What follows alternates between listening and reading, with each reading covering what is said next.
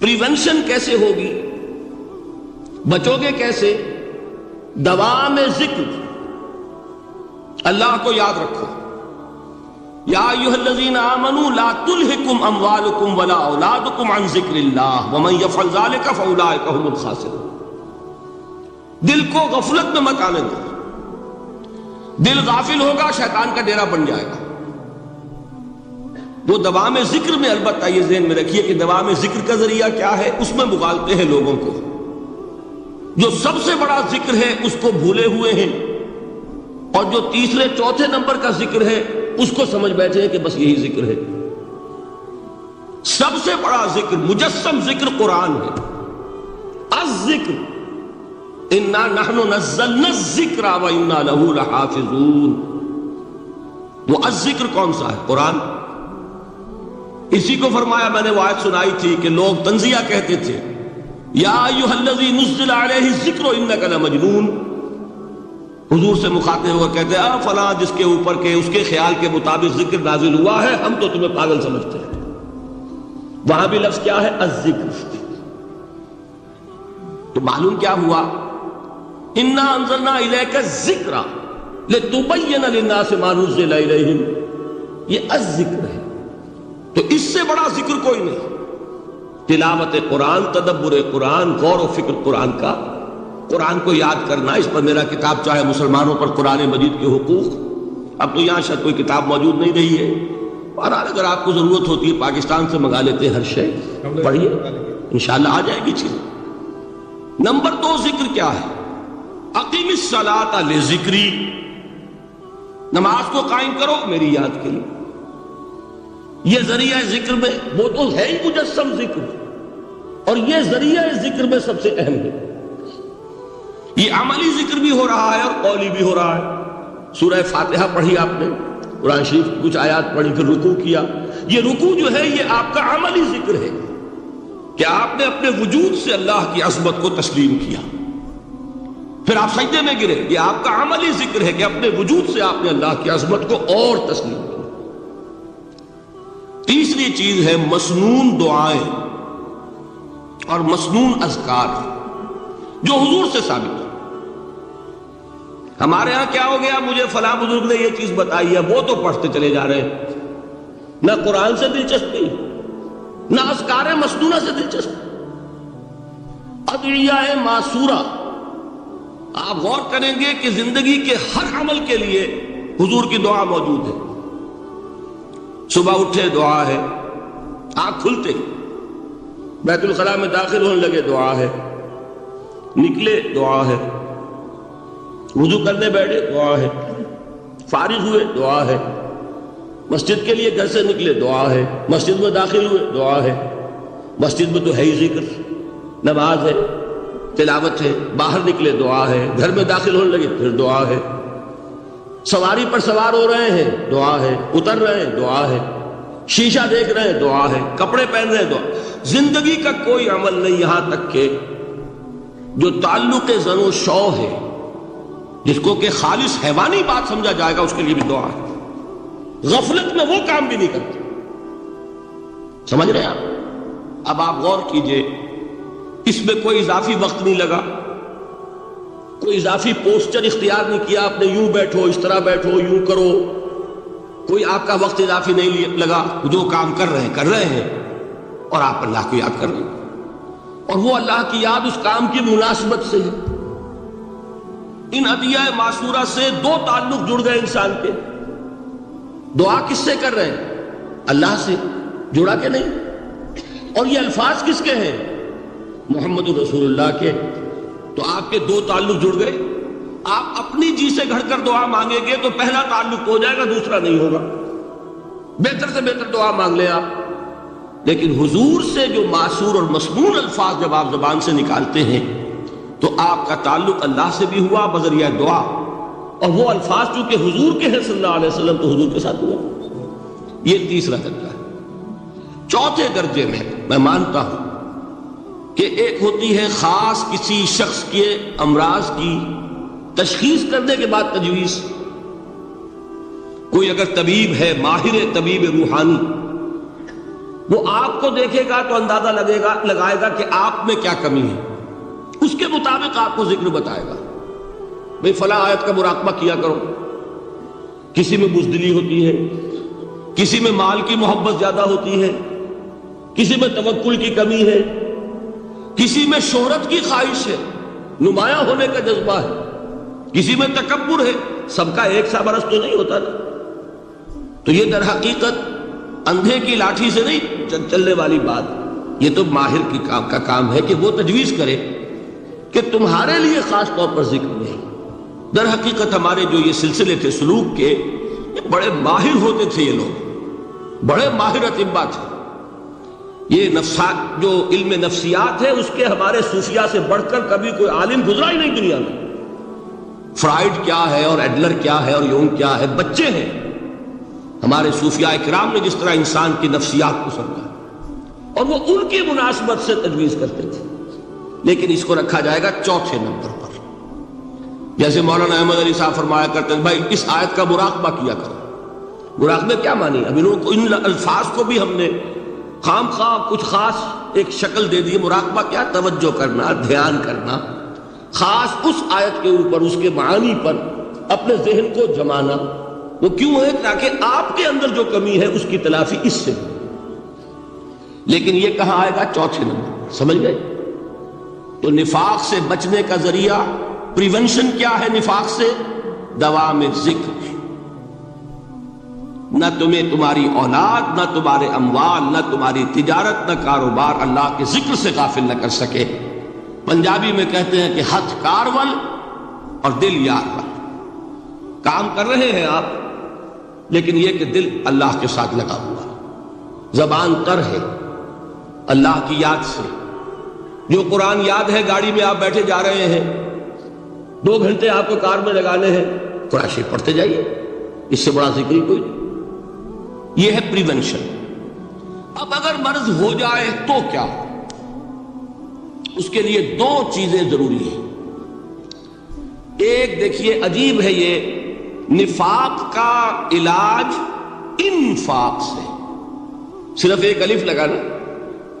انفاق کے معنی اور ہے، یہ بنا ہے کس سے؟ نفقت الدراہم، پیسے ختم ہو گئے، مک گئے، یا نفق الفرس، گھوڑا مر گیا۔ تو مال کو کھپانا، لگانا اللہ کی راہ میں، اگر دل میں نفاق کی کوئی آلائش آئی ہے تو اس کا ازالہ ہوگا انفاق فی سبیل اللہ سے۔ مال اللہ کی راہ میں دیجئے، صدقہ کیجئے، خیرات کیجئے، دیجئے، اللہ کے دین میں لگائیے۔ جتنا لگائیں گے نفاق دھل جائے۔ اس لیے کہ اصل سبب نفاق کا ہے ہی حب دنیا، دنیا کی محبت۔ لہذا اس کا ازالہ ہوگا جو سب سے محبوب شے ہے، مال۔ انہ لحب الخیر لشدید، مال محبوب ترین ہے کہ نہیں؟ لہذا اس کو اللہ کی راہ میں لگائیں گے تو وہ نفاق دھل جائے گا۔ اور ایک اور چیز ہے جو بہت اہم ہے، بہت ہی شعوری طور پر اس کا اہتمام کیجئے۔ جس وقت دین کے کسی فرض کی انسان کو سمجھ آ جائے، اس کا شعور پیدا ہو جائے، پھر ڈیلے نہ ہو۔ ذرا سا ڈیلے جو ہے اس پر عمل کرنے میں، یہ در حقیقت نفاق کو جڑ پکڑنے کا موقع دینا ہے۔ امیڈیٹ ایکشن، ایک بات سمجھ میں آ گئی، فوراً عمل۔ اس میں شیطان کیا کرتا ہے؟ ذرا ٹھہر جاؤ، ابھی دیکھو یہ فرض ہے، یہ ذمہ داریاں ہیں، یہ کرنا ہے، اور پھر لگا دینا اپنے آپ کو۔ بہت سے لوگ کہتے ہیں بس ریٹائرمنٹ کے بعد تو سارا میں دین کے لیے وقت کر دوں گا۔ اول تو خدا کے بندے تمہارے اندر رہ کیا جائے گا ریٹائرمنٹ کے بعد؟ سارا تو کھپ چکو گے، رہ کیا جائے گا؟ دوسرے یہ کہ یہ بھی جان لیجئے کہ کار دنیا کسے تمام نہ کر، ریٹائرمنٹ کے بعد کون فارغ ہو جاتا ہے؟ بیٹوں بیٹیوں سے فارغ ہوئے تو پوتے پوتیاں موجود ہیں، نواسے نواسیاں موجود ہیں، کبھی بھی وہ بوجھ ختم نہیں ہوتا زندگی کا۔ وہ تو یہ کہ آج بات سمجھ میں آئی ہے تو آج عمل ہونا چاہیے۔ قرآن مجید میں سورہ انعام میں بڑی شدید وعید آئی ہے، الفاظ ہیں یہ، وَنُقَلِّبُ أَفْئِدَتَهُمْ وَأَبْصَارَهُمْ كَمَا لَمْ يُؤْمِنُوا بِهِ أَوَّلَ مَرَّةٍ۔ انسان پر ایک حقیقت کا انکشاف ہوا کہ یہ بات حق ہے، فوراً تسلیم کر لی. کسی مصلحت کی وجہ سے، کسی بزدلی کی وجہ سے، کسی لالچ کی وجہ سے، کسی اپنی سیادت یا قیادت کی وجہ سے کیسے مان لوں؟ لوگ کہیں گے کہ یہ نیچے ہو گیا، وہ اونچا ہو گیا جس کی بات مانی. کسی وجہ سے رک گئے تو اللہ تعالیٰ اندر سے وہ جو استعداد ہے حق کو پہچاننے کی وہ سلب کر لیتا. وَنُقَلِّبُ أَفْئِدَتَهُمْ وَأَبْصَارَهُمْ، ہم الٹ دیں گے ان کے دلوں کو بھی اور ان کی آنکھوں کو بھی. کیوں؟ كَمَا لَمْ يُؤْمِنُوا بِهِ أَوَّلَ مَرَّةٍ، اس لیے کہ وہ پہلی مرتبہ جب انکشاف حق ہوا ہے وہ ایمان نہیں لائے. اس کا میں ایک واقعہ آپ کو سنانا چاہتا ہوں کہ کس طرح صحابہ کرام پر بھی وقتی طور پر یہ واقعہ اگر صحابہ کرام کا نہ ہوتا تو یہ حقائق سمجھ میں نہ آتے. غزوہ تبوک کے موقع پر یہ میں جملہ انکمپلیٹ رہ گیا، ضعف ایمان کا حملہ ہو جاتا تھا، نفاق کا نہیں معاذ اللہ، لیکن ضعف ایمانی کی اگلی منزل شروع ہو جاتی ہے نا، نفاق. جہاں جھوٹ بولنا شروع کیا نفاق، جھوٹی قسمیں کھانی شروع کی سیکنڈ سٹیج، اور جہاں مومنین صادقین سے بغض اور عداوت پیدا ہو گیا تو تھرڈ سٹیج. تو وہ ضعف ایمان کا کیسے ہوتا ہے یہ حضرت کعب ابن مالک نے بڑی تفصیل سے بیان کیا ہے.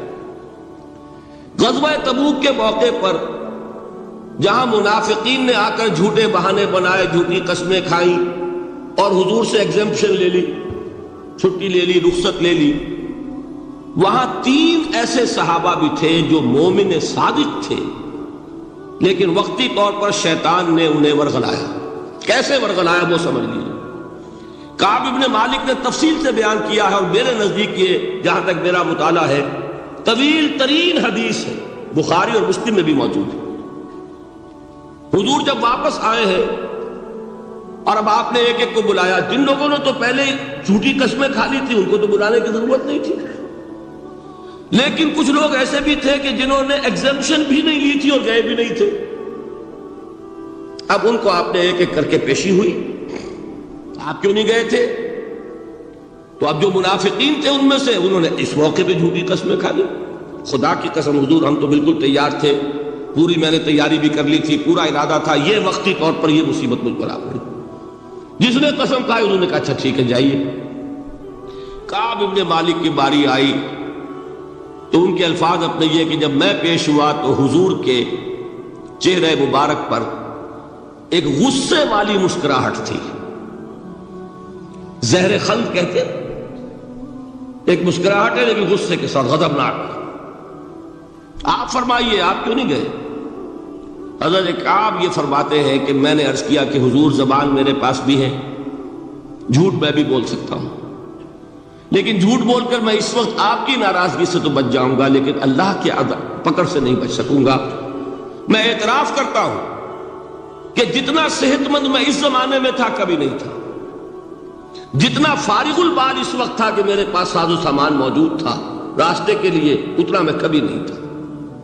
لیکن ہوا کیا؟ ہوا یہ کہ مجھے میرے نفس نے، شیطان نے پٹی پڑھائی. وہ پٹی کیا پڑھائی کہ حضور تو 30,000 کے لشکر کے ساتھ چلیں گے تو لشکر تو سلولی موو کرے گا نا، تمہارے پاس بڑی تکڑی، بڑی توانا صحت مند اونٹنی ہے، تم ذرا 2 دن بعد چلنا تیزی کے ساتھ اور حضور سے مل جانا. بس یہ تاخیر کا حربہ.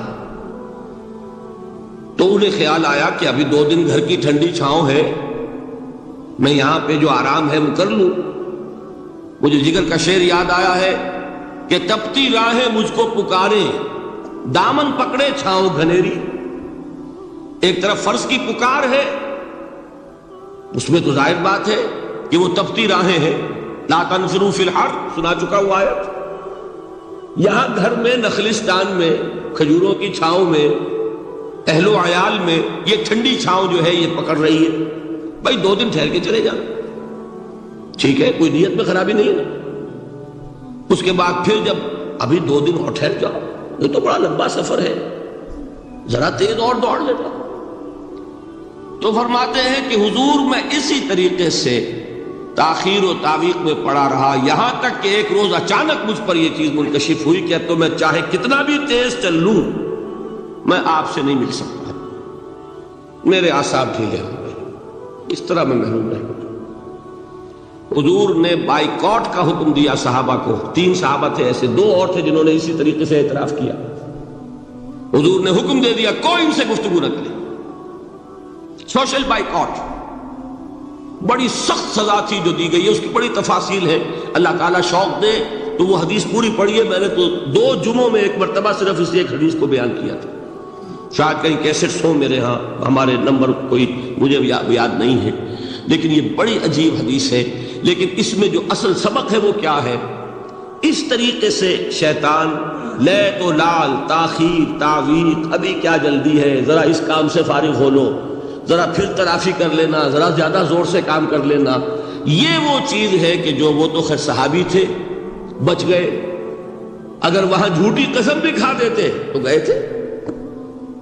یہ تو اتنا ہی ہے نا، مردی و نامردی قدم فاصلہ دارت، اس میں تو یہی ہے کہ ذرا ایک جھوٹی قسم کھا دیتے، جھوٹے بہانہ بنا دیتے تو اب ضعف ایمان نہ رہتا، وہ نفاق کی سرد شروع ہو جاتی۔ وہ اللہ تعالیٰ نے ان کو بچایا، لیکن یہ کہ ہم کیسے بچیں گے اگر ہم نے یہ روش اختیار کی؟ لہذا 3 کام، دوام ذکر نمبر 1، اس کی میں شرح کر چکا ہوں، 4 اذکار یاد کر لیجئے گا ان کو، ورنہ کیا فائدہ۔ نمبر 2، انفاق فی سبیل اللہ، نفاق کا علاج انفاق سے۔ نمبر 3، یہ عادت اپنے اندر پیدا کیجئے شعوری طور پر کہ جب ایک حقیقت واضح ہو جائے فوراً اعتراف کہ ہاں بھائی بات ٹھیک ہے آپ نے، جب ایک فرض کا احساس ہو جائے فوراً اس کی ادائیگی کے لیے آغاز۔ تاخیر و تعویق ہے کہ جس سے پھر نفاق کو موقع ملتا ہے۔ اللہ تعالیٰ مجھے اور آپ کو حقیقی ایمان عطا فرمائے اور نفاق سے بچائے رکھے۔ اب آئیے حقیقت و اقسام شرک پر۔ دیکھیے، ہر شخص یہ جانتا ہے کہ اسلام دین توحید ہے۔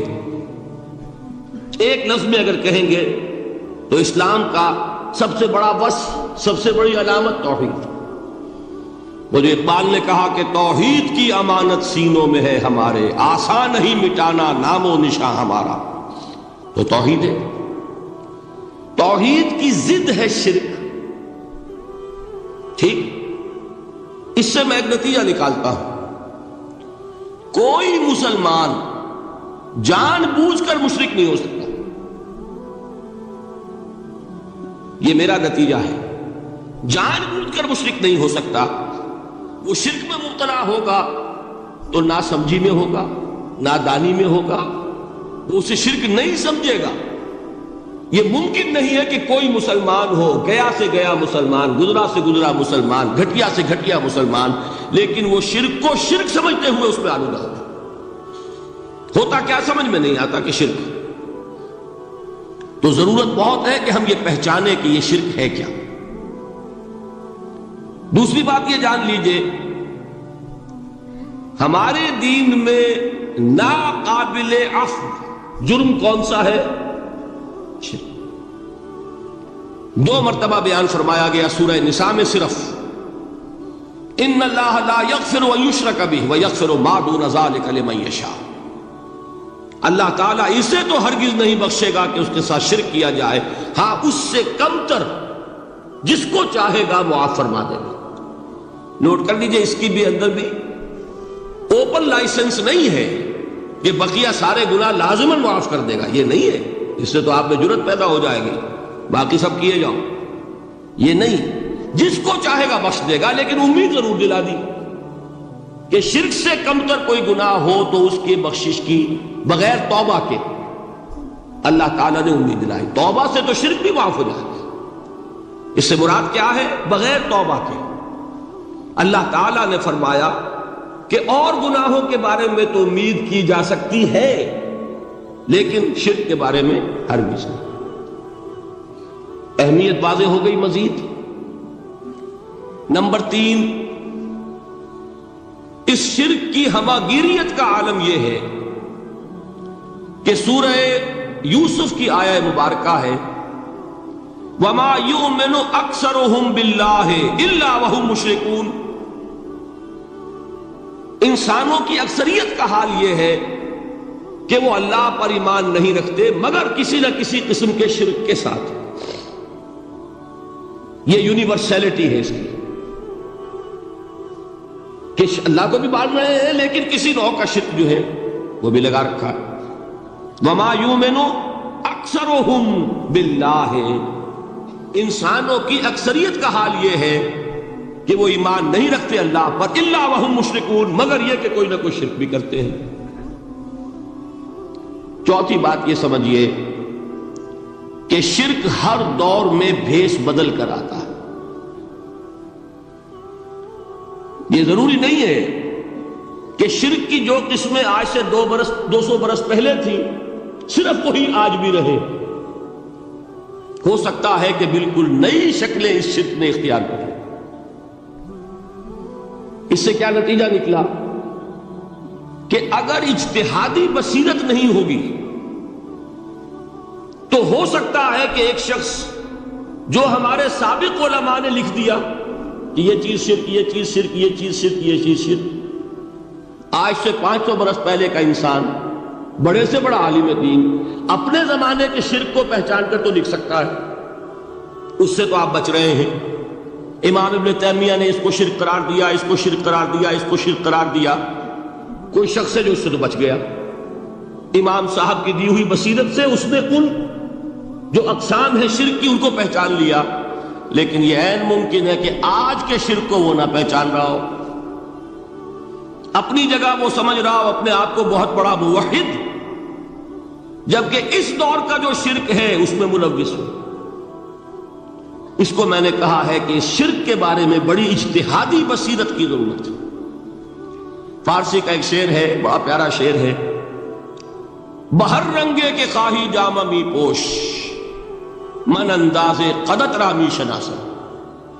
اپنے محبوب سے کہہ رہا ہے شاعر کہ تم جس طرح کا چاہو لبادہ اوڑھ لو، میں تمہیں تمہارے قد سے پہچان لوں گا. کتنا ہی چھپا لو اپنے آپ کو، کیسے ہی لباس بدل لو. بہر رنگے کے خواہی جامہ می پوش، من انداز قدت رامی شناسا، میں تمہارے قد سے تمہیں پہچانوں. یہ اگر بصیرت نہ ہو کہ شرک کو اس کے قد سے پہچان سکے، اس کے لیے ضرورت ہے اصولوں کی. دیکھیے جس طرح الجبرا کے اصول ہوتے ہیں، فارمولہ ہے، فارمولہ ہاتھ میں آ گیا، مسئلے حل کرتے چلے جا رہے ہیں، آپ اپلائی کرنے کی دیر ہے فارمولے کی. اگر آپ نے صرف گنتی کر کے کسی زمانے کے شرک وہ تو سمجھ لیے، لیکن وہ بصیرت باطنی حاصل نہیں ہوئی، اجتہادی بصیرت، وہ اصول ہاتھ میں نہیں آئے کہ جس سے آپ پہچان سکیں، تو ہو سکتا ہے کہ اس دور کے شرک کو آپ نہ پہچان سکیں. اس کے لیے ضرورت ہے کہ اصل اصول ہاتھ میں آ جائیں تاکہ اصولوں کو اپلائی کریں. ایک بات مجھ سے اور سن لیجئے، میرا اپنا یہ تاثر ہے، ہمارے دین میں خیر، بھلائی، نیکی، چاہے وہ نظریے کی ہو، علم کی ہو، عقیدے کی ہو، عمل کی ہو، اخلاق کی ہو، وہ سب کیا ہے؟ وہ توحید ہی کے شجرہ طیبہ کی شاخیں ہیں. اور شر، برائی، گمراہی، خیالات کی ہو، نظریات کی ہو، علم کی ہو، عقیدے کی ہو، عمل کی ہو، اخلاق کی ہو، سب کے ڈانڈے شرک کے شجرہ خبیثہ سے ملتے ہیں. اس شجرہ خبیثہ کے برگوبار ہے جو بھی برائی ہے، عمل کی یا علم کی، اور اس شجرہ طیبہ کے برگوبار ہے جو بھی خوبی ہے، عمل کی یا عقیدہ. یہ میرا تاثر ہے. اور جب تک اس انداز میں وہ آپ کو اندرونی رشتے ظاہر نہیں ہوں گے، آپ پر منکشف نہیں ہوں گے، وہ اجتہادی بصیرت جو ہے پیدا نہیں ہو سکے گی. اب آئیے ایک اور بات دیکھیے، شرک میں اور الحاد میں کیا فرق ہے یہ بھی ہم نہیں سمجھتے. الحاد مادہ پرستی وہ کیا ہے؟ ایتھیزم، کسی بھی خدا کا انکار. ہمارے آج کے دور کی سب سے بڑی گمراہی یہ ہے. شرک کیا ہے؟ خداؤں کو ماننا. یہ کیا ہے؟ تھیزم ہے، لیکن پولی تھیزم ہے۔ توحید کیا ہے؟ مونو تھیزم ہے، ایک خدا کا ماننا۔ لیکن شرک کے اندر ایک اور حقیقت کو پہچان لیجئے، شرک میں ہمیشہ ٹاپ پر ایک خدا کو مانتے ہیں، باقی سارے خدا نیچے ہوتے ہیں، اوپر جا کر وہ توحید ہوگی ہمیشہ۔ کوئی مشرکانہ نظام ایسا نہیں ہے جو ٹاپ پر جا کر توحید نہ بنتا۔ دیکھیے ہندو دیویاں دیوتا بے شمار، لیکن مہادیو وہ بھی کیا دو ہیں؟ مہادیو وہ تو ایک ہے۔ انگریزی میں گاڈز گاڈیسز، لیکن وہ چھوٹے جی سے لکھے جائیں گے، چھوٹے جی سے لکھے جانے والے gods and goddesses. Roman mythology ہو، گریک مائتھولوجی ہو، ان دیویوں دیوتاؤں کے نام ہی آپ نہیں یاد کر سکتے، لیکن گاڈ بڑے جی سے وہ ایک ہے کہ نہیں؟ ٹاپ پر جو ہے وہ ایک ہے، اس کو وہ بھی مانتے ہیں کہ اومنی پوٹنٹ، اومنیشنٹ، اومنی پریزنٹ، علی کل شیء قدیر، بکل شیء علیم، ہر جگہ موجود، وہ تو ایک ہی ہے، وہ تو کیپٹل جی سے لکھا جائے گا۔ باقی اس کے نیچے فوج ہے دیویوں کی، دیوتاؤں کی، خداؤں کی اور خدانیوں کی، وہ گاڈز اینڈ گاڈیسز ہیں۔ عرب میں کیا تھا؟ میں نے پہلے آپ کو وہ دو مثالیں دے دی ہیں، تیسری اور ایران کی لے لیجئے۔ خیر کا خدا اور شر کا خدا اور، ایک یزداں ایک اہرمن، ٹھیک، سنویت ہو گئی نا، دو خداؤں کو مانا، لیکن وہی ہے جو خدائے خدائے گاں، خداؤں کا خدا، اس کو ایک ہی مانتے ہیں۔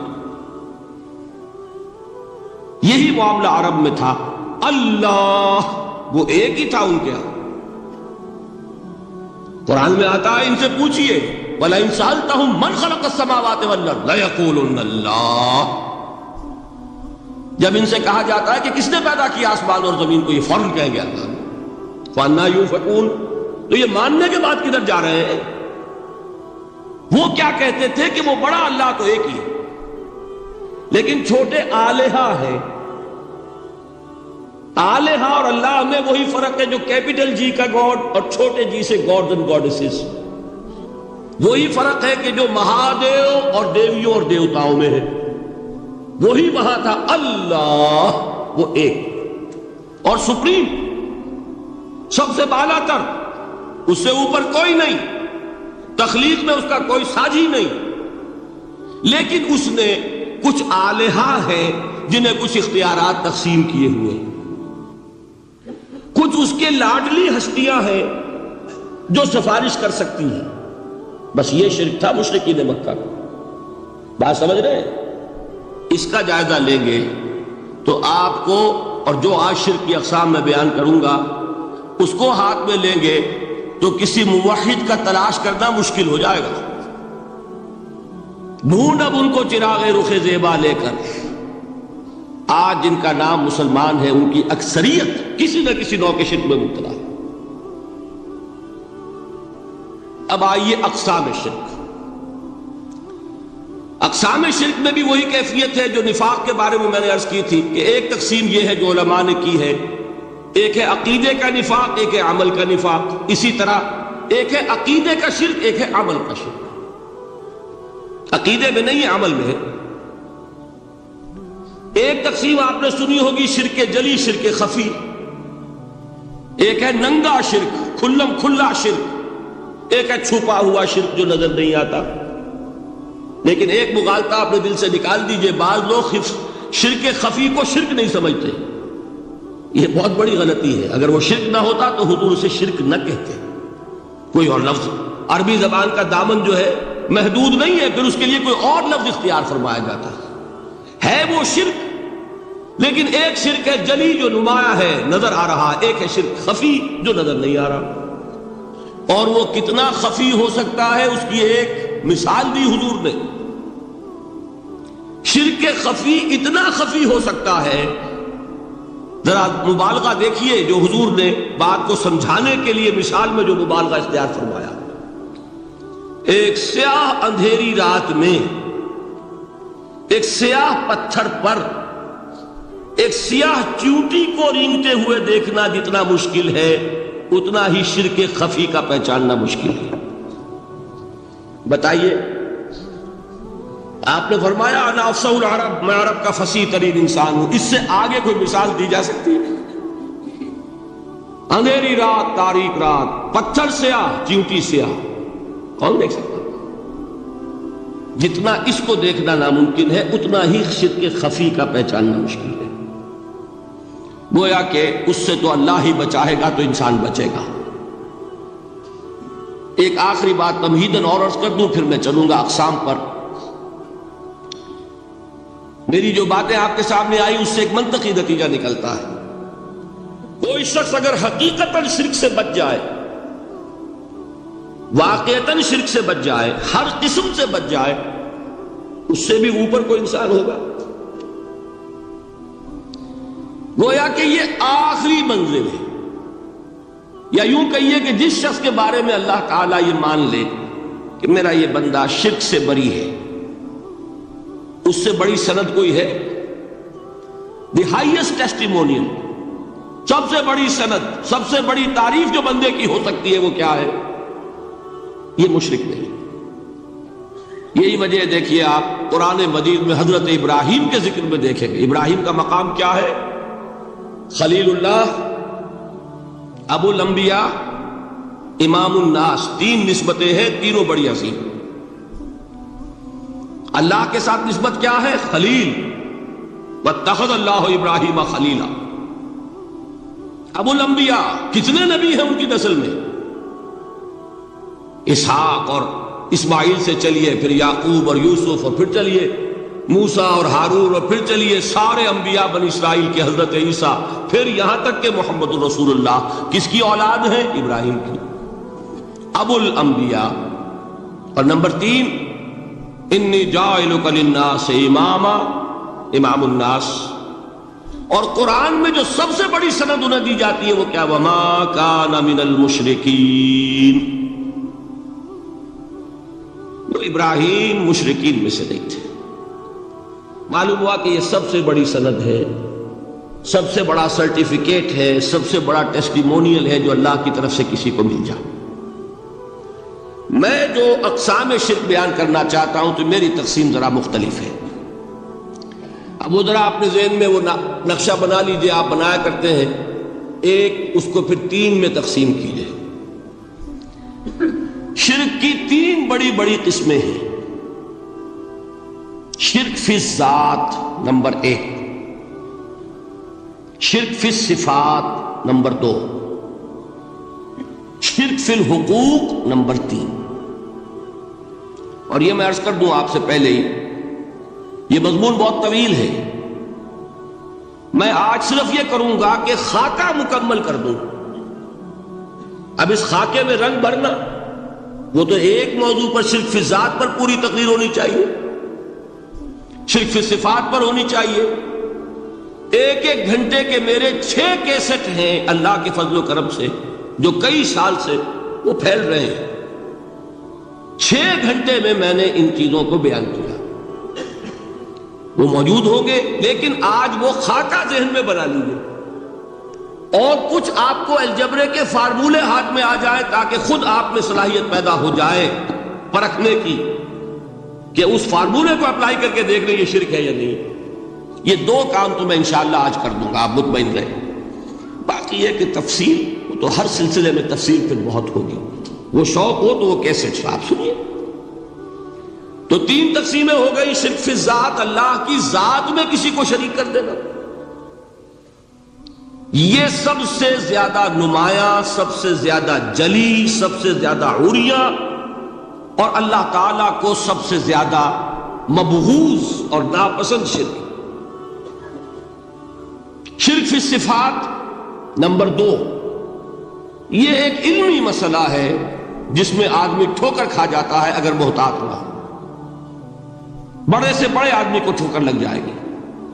اس کا میں فارمولہ صرف آپ کو دوں گا، وہ ذہن میں رکھ لیجئے، پھر جہاں چاہیں اپلائی کیجئے، انشاءاللہ تعالی آپ کو ٹھوکر نہیں لگے۔ شرک فی الحقوق، اسی کا دوسرا نام شرک فی العبادت ہے۔ اللہ کا حق کیا ہے بندے پر؟ بندہ اللہ کی عبادت کرے، لیکن اس کو 5 اس کے مظہر ہے، وہ ان میں گن کر بتا دوں گا کہ یہ شرک فی العبادت ہے۔ شرک فی العبادت کی اکثر شکلیں وہ ہیں کہ جو عملی شرک علماء جسے کہتے ہیں، اور اس کی شکلیں وہ ہو جائیں گی جن کو شرک خفی کہتے ہیں۔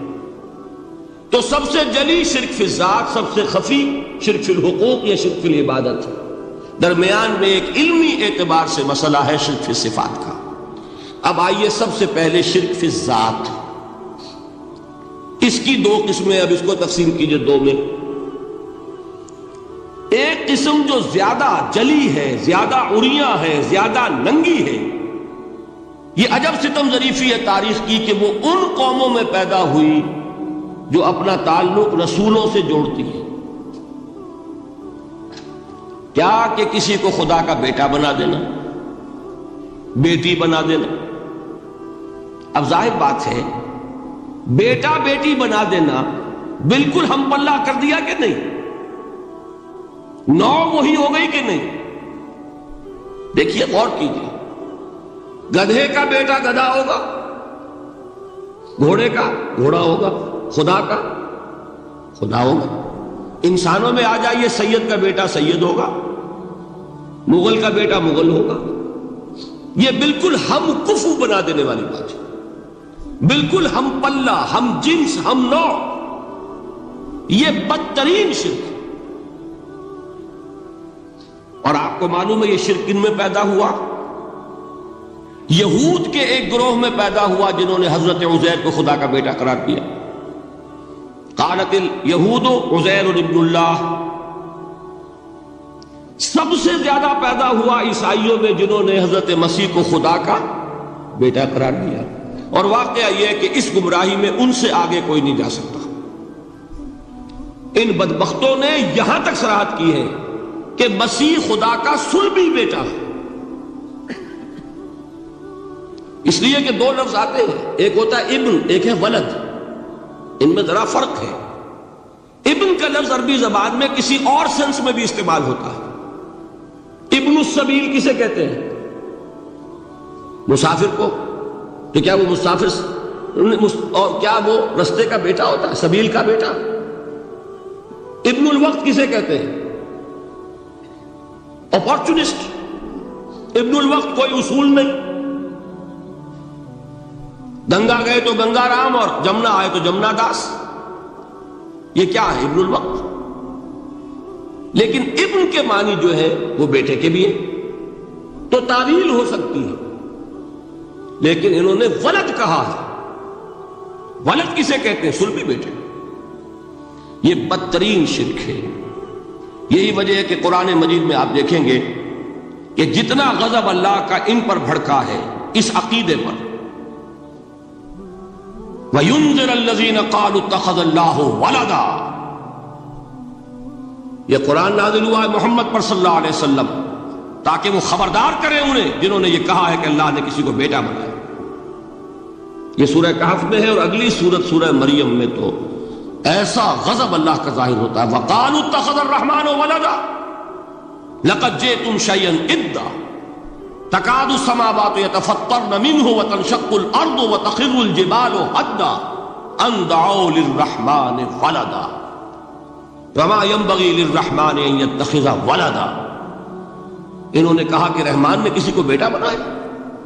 تم بہت بڑی گستاخی کی بات کر رہے ہو، تمہاری اس گستاخی کی وجہ سے آسمان پھٹ پڑنے کو ہے، زمین شق ہو جانے کو ہے، اور قریب ہے کہ پہاڑ ایک دھماکے کے ساتھ گر جائیں، کہ انہوں نے خدا کے لیے بیٹا تصنیف کر دیا۔ حالانکہ اللہ رحمان، اس کی شان اس سے بہت بلند و بالا ہے کہ اس کے کوئی بیٹا ہو۔ اس کی وجہ بھی سمجھ لیجئے کہ بیٹے کی ضرورت کسے ہوتی ہے؟ جو خود فانی ہو۔ کیوں ہے آپ کو طلب بیٹے کی؟ ہم نہ ہو گے ہمارا نام زندہ رہے۔ یہ ایک ایٹرنل ہونے کی خواہش ہے، انہیرنٹ۔ نام چلے گا. اسی لیے بیٹی سے آدمی سمجھتا ہے کہ نام نہیں چلتا. یہ طلب جو ہے بیٹے کی کیوں ہے؟ بیٹے سے نسل چلتی ہے. اس کی ضرورت کس کو ہے جو خود فانی ہے؟ وما ينبغي للرحمن ان يتخذ ولدا، جو خود باقی ہے ہمیشہ کے لیے، اس کو کوئی احتیاج نہیں. تو آپ نے بات سمجھ لی. میں بہت مختصر بات کروں گا آج.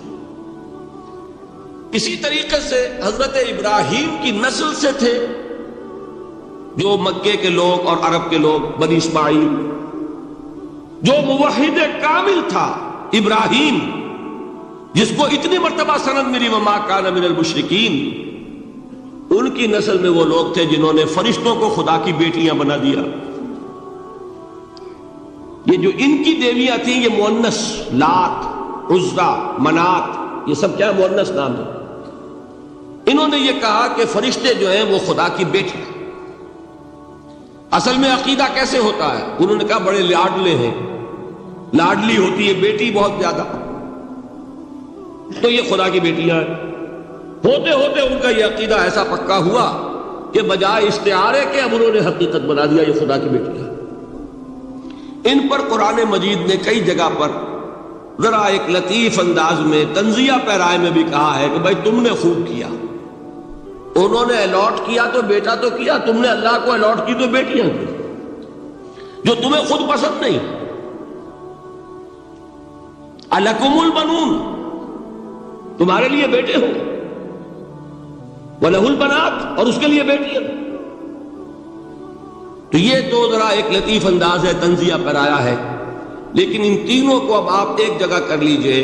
بیٹا بیٹی قرار دینے کا شرک، یہ کیا ہے؟ شرک فی الذات، ہر اعتبار سے اللہ کا مثل بنا دینا، ہم کف بنا دینا، ہم پلہ بنا دینا، ذات میں شریک کر دینا.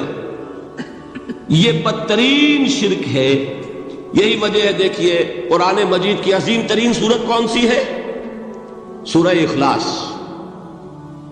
جو ایک تہائی قرآن کے مساوی حضور نے قرار دیا، جس کو ثلث سے قرآن کے مساوی، وہ در حقیقت اسی شرک کی نفی پر ہے. قل هو اللہ احد اللہ الصمد لم یلد ولم یولد ولم یکن لہ کفوا احد. یہی آیا اس میں سورہ بنی اسرائیل کی آیت آخری میں نے سنائی تھی، وَقُلِ الْحَمْدُ لِلَّهِ الَّذِي لَمْ يَتَّخِذْ وَلَدًا. کہو کہ کل شکر اور کل تعریف اس اللہ کے لیے جس نے کسی کو اپنا بیٹا بیٹی نہیں بنایا. ولد دونوں پر جاتا ہے، اولاد جیسے آپ کہتے ہیں، اولاد بیٹا بیٹی شریک ہوتے ہیں، نہ اس کا کوئی بیٹا نہ اس کی کوئی بیٹی، نہ وہ جنا گیا نہ اس نے کوئی جنا. ایک قسم تو یہ ہوئی شرک فی الذات کی. دوسری قسم کیا ہے؟ یہ ان مذاہب میں ہوئی ہے جو نبیوں اور رسولوں کی طرف نسبت نہیں رکھتے بلکہ فلسفیانہ مذاہب ہیں. ہندوستان کے اکثر مذاہب فلسفیانہ ہیں. فلسفیانہ مذاہب میں یہ شرک فی الذات کس شکل میں پیدا ہوا؟ دو شکلیں پیدا ہوئی. ایک ہمعوست اور ایک حلول. حلول کیا ہے؟ اللہ نے کسی انسان کے اندر اپنے آپ کو حل کر دیا، انسانی شکل میں وہ خود ظاہر ہو گیا. اوتار کا عقیدہ، انگلش میں گاڈ انکارنیٹ. عیسائیوں میں بھی حضرت مسیح کو گاڈ انکارنیٹ بھی قرار دیا جاتا ہے. خود خدا نے یہ شکل اختیار کری. رام چندر جی ہو، کرشن جی مہاراج ہو، کیا ہے؟ یہ اوتار ہیں. اللہ نے ان میں حلول کیا یا اللہ نے ان کی شکل میں ظہور کیا. سمجھ میں آ گیا؟ اور ایک عقیدہ کیا ہے؟ یہ بڑا فلسفیانہ مسئلہ ہے. دیکھیے بڑا ٹیڑھا مسئلہ ہے یہ، لیکن میں اس وقت اس کی تفصیل میں نہیں جاؤں گا، بہت باریک باتیں ہو جائیں گی. مسئلہ کیا ہے کہ اگر خدا کو مان لے تو پھر سوال یہ ہے کہ خدا نے اس کائنات کو کیسے پیدا کیا. یہ ایک سوال آتا ہے ذہن میں. جس کے نہیں آتا وہ کہے گا پاگل پن ہے، خامخواہ اس پر کیوں سوچتے ہیں. لیکن جس کے ذہن میں سوال آ گیا اس کے لیے بڑی مصیبت ہو جاتی. وہ تو سوچتا ہے انسان کا اختیار نہیں ہوتا اپنے ذہن پر. وہ لاکھ روکے اسے مت سوچو، وہ اور سوچے گا۔ یہ مصیبت ہے فلسفیوں کی، کیسے پیدا کی؟ اب ایک تصور تو یہ ہے کہ جیسے یہ میز ہے، بڑھئی نے بنایا اس کو، بڑھئی علیحدہ ہے، میز علیحدہ ہے، لیکن اس میں یہ بات ماننی پڑے گی کہ پہلے کوئی چیز تھی جس سے میز بنائی، لکڑی تو تھی نا، اس سے میز بنائی۔ لہذا ہندوؤں میں ایک عقیدہ یہ ہے کہ خدا بھی قدیم، مادہ بھی قدیم، خدا نے اس مادے سے یہ شے بنا دی، مادے سے یہ بنا دی۔ وہی مٹی کی تغاری ہوتی ہے، کمہار اس سے کوئی رکابی بنا دیتا ہے، کوئی وہ ہنڈیا بنا دیتا ہے، کوئی گھڑا بنا دیتا ہے، مٹی تو ہے نا پہلے۔ تو مادہ بھی قدیم، خدا بھی قدیم، اور مادے سے خدا نے یہ شکلیں بنائی۔ ٹھیک، یہ بھی سنویت ہو گئی، توحید تو ختم ہو گئی۔ تو جن لوگوں کا ذہن تھا توحیدی لیکن اس مسئلے میں الجھ گئے، انہوں نے ایک اور شکل تجویز کی کہ خدا خود ہی اس شکل میں تبدیل ہو گیا۔ کیسے؟ جیسے برف پگھلتی ہے تو پانی بن جاتا ہے۔ پانی کہاں سے آیا؟ برف سے۔ اب کوئی پوچھے برف کہاں ہے؟ بھائی یہی پانی ہے، یہی برف ہے یا نہیں؟ اسی پانی کو آگ کے اوپر آپ نے رکھ دیا، وہ بھاپ بن گئی۔ اب آپ کہیں برف کہاں ہے، پانی کہاں ہے؟ یہی بھاپ جو ہے یہی در حقیقت پانی ہے، یہی بھاپ جو ہے یہی برف ہے۔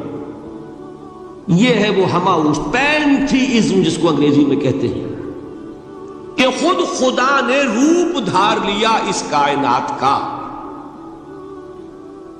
یہ دو فلسفے ہیں۔ کیا ہے یہ؟ بدترین شرک۔ پہلی اگر شکل ہے تو وہ انسان خدا قرار پا گیا، جس کو اوتار مانا وہ خدا ہو گیا کہ نہیں؟ اور دوسری شکل میں تو ہر چیز ہی خدا ہے، یہ بھی خدا، یہ بھی خدا، پتھر بھی خدا، درخت بھی خدا، ہر چیز خدا۔ اس لیے کہ وہ برف پگھلی ہے تو پانی بنا ہے۔ وہ پانی چاہے زیر زمین آ رہا ہے، وہ پانی چاہے زمین کے اوپر دریا کی شکل میں آ رہا ہے، یا زمین میں سوتے چل رہے، پانی تو وہی برف ہے جو پہاڑوں پر ہمالیہ پر پڑا ہوا، وہی پگھل رہا ہے، یہ کچھ بن رہا۔ یہ ہے شرک فی الذات کی دوسری قسم جو دنیا میں رہی، پینتھیزم اور انکارنیشن، یا حلول اور ہماؤس۔ سمجھ میں آگے؟ اب میں ایک بات آپ سے عرض کروں گا، اللہ کا اس امت پر بہت بڑا فضل ہے جس کا آپ کو شکر ادا کرنا چاہیے۔ اس نوع کے شرک سے یہ امت 15ویں صدی شروع ہو جانے کے باوجود تاحال بحیثیت مجموعی محفوظ ہے۔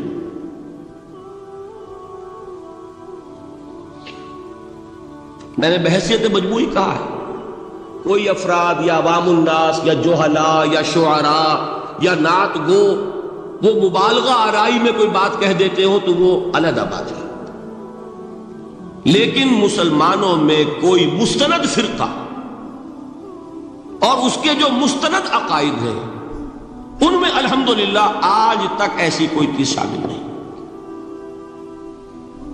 اس کا جب آپ تقابل کریں گے نا،